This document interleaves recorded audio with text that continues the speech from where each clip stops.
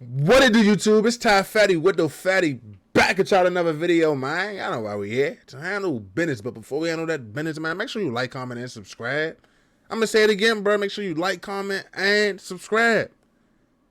I'm gonna say it one more. Matter of fact, like, comment, subscribe. Before I gotta beat you up, man, y'all know what's going on. We got EBK Jaaybo, the Reaper. I don't know who this is, but y'all, a couple of y'all sent this joint to me. Whoa, come on, fix. There we go. A couple of y'all sent this joint to me, and y'all know we tap in. So let's tap in, man. Let's get it. EBK Jaaybo is one of the hottest rappers on the West Coast right now. He keeps catching gun charges though. And today we're diving into his wild come up and the deadly war going on. I don't know. Makes him stay strapped up at all times. Hold up, EBK Jaaybo was born and raised in the southeast area of Stockton around 2100 Nightingale Avenue. He said that back in the day when he was a kid, the southeast wasn't that crazy and everyone was just focused on hustling and making money instead of gangbanging. But that all changed. I'm gonna be real, y'all. I swear to God, true story. I went to school with a nigga, right? He was from Stockton. My man, his name was Lil Les. I ain't gonna say his whole name. I don't know if he want to be put out there like that or whatever. I don't even know if he's still around. I don't know where he at. He was cool. He was cool people. He was cool. He was a cool little thorough nigga. You hear me? The Lil Les. I'm gonna call him Lil Les. I swear to God, bro. He was like 5'3". I swear to God. But on the field, he was nasty. I played basketball. He played football, but our rooms was right next to each other. So like nigga, we shared a bathroom type shit food. Like you feel me? We was cool. Bro, I swear to God, bro. The nigga was bad as shit, bro. And this was the first time I ever heard of Stockton, California. You know, I heard of San Francisco. I heard of Sacramento. And Stockton is kind of like in the area, right? Like Sacramento, Stockton is like up there with them. It's not Southern Cal, it's Northern Cal, right? So I'm like, I mean, all right, none of it, da-da-da-da. As the year progresses, the school year, I swear to God, I went to school with him for 1 year. The year progresses, bro, he just kept doing some bad shit, like, bored though. Like, it wasn't just he was just a criminal, but he was just bad, bro. Like, nigga, I swear to God, we'd be bored as hell one day. We was in junior college, community college in Kansas. We'll be bored as hell one day. That nigga say, y'all want to see something? Man, he's like, he'd be like, come to the door, watch this. Man, that nigga would get like a lighter and like some gas or something, like some real car gas or something, like lighter fluid, something. He'll put like a paper towel or a piece of paper, put the lighter fluid on it, and then put the lighter fluid on the ground and just light that bitch on fire and a car catch on fire. Like, he was bad as shit, bro. I swear to God, like on God. He was bad as shit. One day my roommate, cause like he used to bullshit and wake us up just on some like just playing around shit. He'd wake us up in the morning and shit. Or he'll come give us a blunt, wake us up. So one day my roommate was knocking on it, like, cause we was right next to each other. So you knock on the wall, you could hear it from either side of the room. On his side, he could hear us. If he knocked on our side, we could hear him. But my roommate knocked on the wall, just trying to wake him up, annoy him. But the nigga kicked the whole smack through the wall. We going inside of the room, bro. You can see the whole inside, the drywall, all that, bro. Big ass hole, bro. Like, he was so bad, but that just made me, for me, I know a nigga from Stockton. That's why I told that story. That shit was crazy. When Jaaybo and his homies came up, Jaaybo hopped off the porch when he was around 12 years old and started stealing cars and breaking into houses. He got caught robbing a crib when he was like 14, and Jaaybo tried to do the race and drive off in a stolen whip. He didn't really know how to drive though, so he just pulled over and let the cops take him to juvie. He was in and out of juvie on little charges from 12 to 15 years old, and none of the early cases were that serious. But when he turned 15, Jaaybo caught his first real charge. It's not clear exactly what went down, but Jaaybo ended up getting booked on an attempted murder case. Since he was a minor when it happened, there isn't any public info about the situation, and Jaaybo has never talked about it either. When he went to juvie, Jaaybo was running fades all the time and getting into trouble. He could have been home a lot earlier, but he said he just wouldn't listen to anyone and kept getting time added for breaking rules on the inside. He actually graduated from high school while he was locked up, but Jaaybo was working on music at the same time from behind bars. He had been rapping his whole life, but never really took it seriously. Back in the day, he would pound on tables at school and freestyle for the homies though. Everyone around him knew he had skills, but Jaaybo was neck deep in the trenches and wasn't even thinking about becoming a rapper. What a lot of Jaaybo's fans don't know is that his dad was actually a poppin' rapper in Stockton back in the day named Rory. Rory came up on Nightingale Avenue too. His mom was addicted to drugs the whole time he was growing up, and his dad was always going in and out of jail, so Rory was mostly raised by his grandma. Rory's grandma was really strict with him back in the day and did her best to keep Rory out of the streets. Growing up in her house, he couldn't even listen to rap because his grandma didn't like all the swearing, but Rory still ended up in the trenches. He started breaking into houses and getting into trouble, but what really changed everything for him is when Rory found a local rapper's tape in an abandoned house he broke into with his homies. Nobody knows who the artist was, but it was the first time Rory heard anyone shouting out Stockton on a song, and that's what made him want to hop in the booth and become a rapper. Another big reason he wanted to get out of the trenches was losing his homies to gun violence. Back in 2002, Rory was chilling on the block with his friend Aaron Vickers and some other dudes. Earlier that day, Rory and Aaron had seen cars go by for a funeral and were talking about how they wouldn't want to go through losing a homie like that. Then just a few hours later, Rory watched Aaron die right in front of him. While they were standing on the street, someone pulled through and started letting off shots. Bullets went everywhere and put holes in the crib they were standing in front of, but Aaron was the only one who got hit. Seeing his best friend get killed like that made Rory realize he needed to switch things up, and that's when he really started going hard with the music. But just like Jaaybo, Rory's trouble with the cops kept getting in the way of his rap career.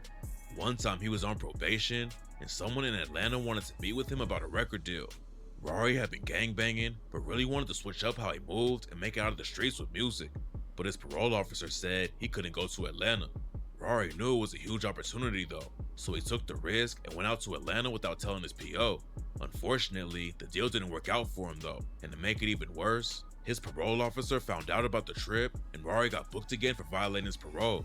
Rory still didn't let it stop his grind though. He came back home and went right back to work. He started investing his own money into the rap game and set up his own studio. He even taught himself how to make beats so he wouldn't have to wait around for other producers to send him their tracks. It took a while to get his name popping, but eventually all the hard work paid off. Rory was racking up thousands of streams, getting booked for shows, and linking up with other rappers in the city like Tall T.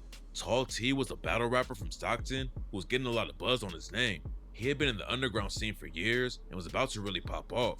But then in 2012, he was brutally murdered in broad daylight. Tall T was sitting in Long Park with his girlfriend when someone came up and tapped him on the shoulder. Then Tall T turned around and they upped the strap and shot him in the face. Nobody knows why the shooter wanted him dead. But Tall T's death was a massive loss for the Stockton rap game. The shooting also had a big impact on Rory. He'd only known Tall T for like a year before he was killed, but they got super close and were in the studio together all the time. Rory was still on probation and trying to stay out of trouble, and he said that Tall T is the one who really pushed him to stay on the grind and keep focused in the rap game. Rory was also trying to get Jaaybo involved with music back then. Jaaybo was just a kid, but Rory would bring him to the studio and have him sing on tracks whenever Rory had an R&B artist pull through and record. Rory was making all the right moves and was finally on his way up in the industry, but then he was tragically murdered while trying to protect his kids. It's not clear exactly how it went down, but this is the story according to some sources. When Jaaybo was around 11 years old, some teenagers in the hood robbed him and his brother. Rory had just finished 7 years of probation and was really trying to stay out of trouble, but he wasn't going to let someone just rob his kids and get away with it. So Rory allegedly tracked the teenagers down to press them about it. Nobody knows what really happened next, but after Rory found him, one of the teenagers allegedly pulled out a gun and killed Rory on the spot. Losing his dad changed everything for Jaaybo. If Rory was still alive and made it in the music industry, there's no telling what kind of life Jaaybo would have had. But after Rory was killed, it didn't take long for Jaaybo to jump off the porch and get active. Eventually, Jaaybo hopped in the booth and started dropping music. He was working with a company called Thizzler on the Roof, and they were really trying to push Jaaybo into the industry. This goes back to what the fuck I always be saying. You can't compete with these youngins, bro. I swear to God, these young niggas don't think, they don't care. They gonna blow that bitch every time. I swear to God. Y'all think I be capping. I swear to God, bro. They gonna punish you. That's why I don't even go back and forth with the youngins, bro. Because at this point, bro, if I'm into it with a youngin, if we going back and forth, we arguing, I know where it's about to go. So I'm gonna prepare myself. But before I get to that point, I'm gonna just let them have it. These youngins don't care. I don't give a fuck if it's 1980s, 1990s, 2000s, 2010s, or 2024. The youngest never cared. I swear to God, nobody care about no guidance. These young niggas think they know everything, and you can't tell them no different. So once you understand that, you gonna be all right. He He was running up millions of views on YouTube, but he had too much going on in the streets to really focus on the rap game, and that's how he ended up back in jail. Even though he wasn't even trying to make it in the industry, Jaaybo was getting a lot of buzz on his name on the West Coast. Stockton doesn't have a huge rap scene, but Jaaybo and his homies were kicking off a new wave that was getting a lot of attention in the city. A lot of them were popping off for rap, but behind the music was a bloody war with their ops in the street. EBK has only been around for a few years, but they're already one of the most notorious crews in the city. They say that they're just a rap collective and aren't involved with the streets, but the cops officially classified them as a gang back in 2018. It's not clear how much work Jaaybo was putting in for the crew, but since 2019, they've been making all kinds of headlines for turning Stockton into a war zone. Back in 2019, a dude named Ronald Celestine was shot and killed in a drive-by. Reports say it was 2 EBK affiliates who pulled the trigger, and 3 days later, they spun through his hood again and shot up a candlelight vigil that Ronald's family put on. Damn. 5 people were hurt during the shooting at the vigil. Damn. One of them tragically didn't make it out alive. Ronald's cousin Benny Lott wasn't affiliated with the streets at all and just came to the vigil to honor his cousin. But the streets of Stockton are so crazy that you can't even go to a funeral without worrying about getting shot. And they bent the visual. I ain't gonna lie to you. That's a big thing where I'm from, man. Hey, y'all know how niggas might pass away and then they homies and they men and shit, they girls, whatever, gonna post candlelight at so-and-so park this day, bring white balloons. Or I ain't gonna lie, niggas don't even do that shit no more, bro. It got to the point where like niggas was really bending them bitches. Like somebody get hit, they pass away, niggas is waiting for where the visual gonna be at. Let's go spin that joint too, show these niggas, yeah. So now it's just be on some secretive shit. Like, nigga, if you know, you know. If you close to the person, you gonna know where the visual at. But if it ain't for social, like, niggas, that shit is done out here. Nobody's posting no candlelights no more. I swear. Them joints getting spent every time. The cops ended up arresting 2 EBK affiliates named Brian Norman and if they do post the visual, where it's gonna be, at what park or what, you feel me, what establishment and what time, on my soul, it's 30 buttons out that bitch. Waiting for a nigga to spin. No cap. That shit crazy. Ramoni Gaines for the shooting. EBK had a lot of heat on them after Ronald and Benny's deaths, but just 2 days after the shooting at the vigil, they allegedly slid into North Stockton and hit up 2 more ops. The police had a lot of pressure to cool the streets off, and a few months later, they ended up booking 9 EBK affiliates for murder, robbery, and a bunch of other charges. Everything calmed down for a while after that, but then a whole new wave of violence sparked up and tore Stockton apart. Before Jaaybo started blowing up, the first dude affiliated with EBK who was buzzing in the rap game was a dude named Young Slowby. Young Slowby was on the grind for years before he started popping. He had to invest a lot of cash. I think I did a video on this shit, bro. I swear to God, he looked familiar. He's like, I know who this is. Like, I can't tell you no song, but I, for a fact, know who this is. Damn, I'm trying to think if I did a video on it. It don't sound familiar though, but he looked like, I know for a fact he was in a video. I done seen the music video, something, bro, something. In his own career before anyone was even paying attention, but eventually it all started coming together. Slow was making a lot of noise in Stockton, but he really leveled up when he got tight with the rapper from Sacramento. Okay, yeah, I know that Briss. is. Yep. Slow and Briss both came up in the trenches and had a lot of chemistry in the booth. And their track 2142 popped off and ran up millions of streams. Briss had been rapping for a long time too, but the link up with Slow's would change everything for both of them. They had plans to take over the West Coast together, but what nobody knew back then is that they were both about to lose their lives to the trenches. While Slow and Briss were linking up and putting on for the West Coast, Briss was beefing with 2 other rappers from Sacramento named Uzi Marcus and Mozzie. Briss had personal beef with Uzi Marcus because they both had history with the same girl, and Uzi made the drama public when he dissed Briss on the track 42K and rapped, "Keep it real, you niggas ain't killed the fly, and if it's money on my head, why the fuck I'm still alive? You niggas ain't popping shit, they really just talking shit. Where they at? I'm right here on 42nd with the stick. Lil Briss, he a pussy, and Lil Danny, he a bitch. Keep playing, I'll be outside your grannies with the switch." Briss had issues with Mozzie because he was homies with a rapper from Sacramento named CML Lavish D. Lavish D and Mozzie have been going back and forth for years, and both sides are taking losses in the beef. After Mozzie dissed Lavish D, his homie Zilla Zoe was murdered first. Then a few months later, his homie Jacoby James was killed too. Lavish D's homie Stunner D was killed next, and that's when Briss allegedly got caught up in the beef too. Rumors said that Mozzie's crew was still trying to even the score, and they caught up to Briss in June 2020 while he was driving down the street. Someone started letting off shots, and Briss crashed into a pole. He hopped out of the car and tried to run away, but unfortunately, Briss wasn't fast enough, and the option. Briss's death had a major impact on young Slowby, but he was still trying to keep the momentum up and stay on his grind. And a year after Briss died, Slow really hit the mainstream when his track I Love You went viral on TikTok. It looked like he was going to be one of the first rappers from Stockton to really go up in the industry. But then in 2022, young Slowby was found dead in the street. Rumors say that both their deaths were tied into the beef with Mozzie and CML Lavish D, but there's a good chance that Slow was killed by EBK's ops in Stockton. EBK's biggest ops are a set called Trap Mob, aka Flyboys. Jaaybo's been sending shots at them ever since he hopped in the booth, like on the track The Apocalypse when he raps, "Up it on the biggest nigga moving, I'm a Glock lifter, a shot sender, and I'm spanking any mob member," and "Hey brother, get up on that hoe and I'ma knock sister, fuck the mob, I told y'all keep my name up out y'all cocklickers." Rumors say Trap Mob might have been involved with young Slowby's death, and Jaaybo aired him out about it on the track Slowby Mode.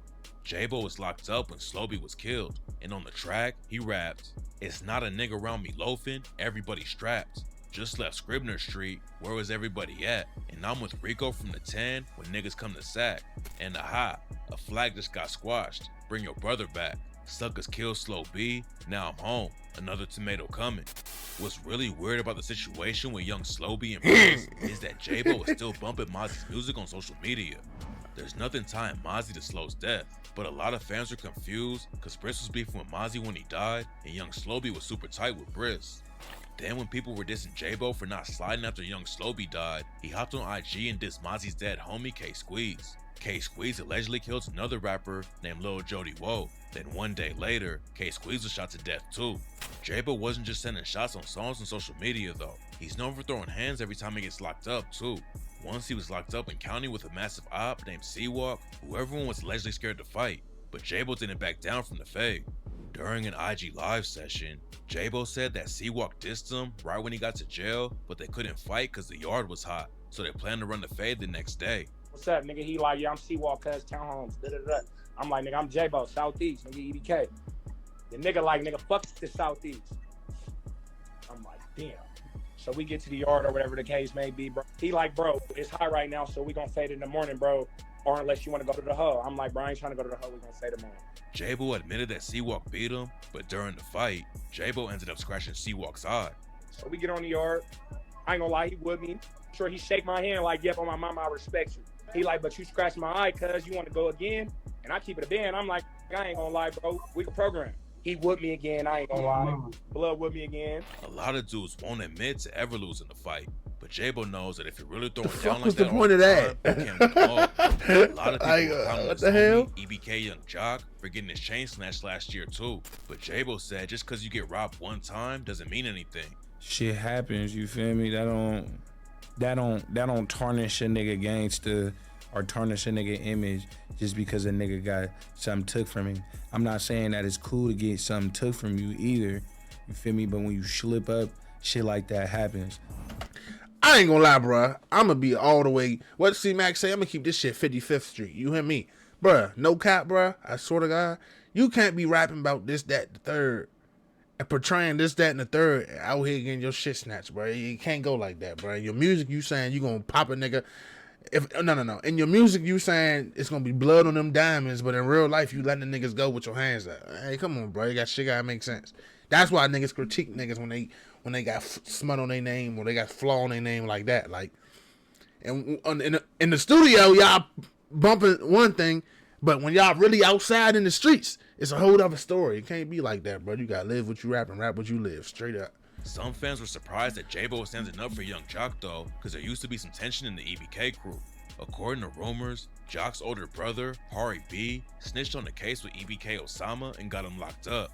It's not clear exactly what went down, but it caused a lot of issues in the crew, and Jaaybo even dissed Hari B on the track and raps, "Hari turned rat, he couldn't take the hit. They told that nigga 20 years, he started eating cheese." Luckily they were able to squash everything though, but before they could really focus on putting EBK on the map in the rap game, Jaaybo ended up getting locked up again. In April 2023, Jaaybo caught a bunch of gun charges and was in jail for another 6 months before they let him out on bail. This time when he came back home, Jaaybo said he was really tightening up how he moved. He ended up getting out of Stockton and was way more focused on the rap game too. A lot of his music used to leak back in the day because he'd have a bunch of homies in the studio with him and the tracks would end up on the internet before they were supposed to. But Jaaybo told No Jumper he was getting way more serious about rapping and being more professional in the studio. It looked like Jaaybo was ready to go all in on his music and leave the street drama behind. But then in January 2024, news broke that EBK Jaaybo was back in jail for the gun charges he got booked for in 2023. Nobody knows why Jaaybo got locked up again, but it's probably over a probation violation. The judge didn't even want to give him bail last time because he has so many priors on his record. So if Jaaybo did violate the bond, he'll probably be sitting behind bars till he goes to trial or takes a plea deal. Hopefully the case doesn't go left for him though. Jaaybo is buzzing more than ever in the rap game right now and has serious potential to really put Stockton on the map if he beats these charges. Hey man, free EBK Jaaybo, man. Never heard of him. I ain't know nothing about him till now. Might go listen to a song or two. I don't know. It depends on how I feel. You feel me?